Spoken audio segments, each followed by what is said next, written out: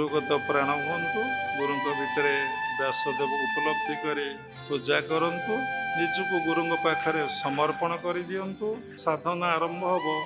जो गुरु इच्छा पाखरे निजर इच्छा को बलि देदेवे तो गुरु इच्छा सहित निज इच्छा को मिसई देवे तुमर इच्छा बोली तुम्हें केतल डिमांड कर मो कथा टी आप शुणु शिष्य मैंने कहते गुरु मान को कलिजुगर कलिजुगर शिष्य मैंने गुरु मान को अज्ञान मूर्ख बोली भावी बुझेगा लगन कारण से गुरु कोटि कर्म त्यक्त्वा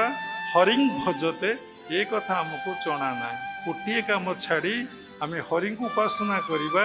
शास्त्र लेखा अच्छे कथा आमको जना ना सब कार्य लगे आम व्यस्त सब कार्य लगे आम चंचल सब कम आम एक्सपेंडिचर करुचे किंतु गोटे वर्क लगी आम व्यस्त नौ चंचल नौ कि एक्सपेंडिचर करने को चाहूनी स्पिरिचुअल वर्क।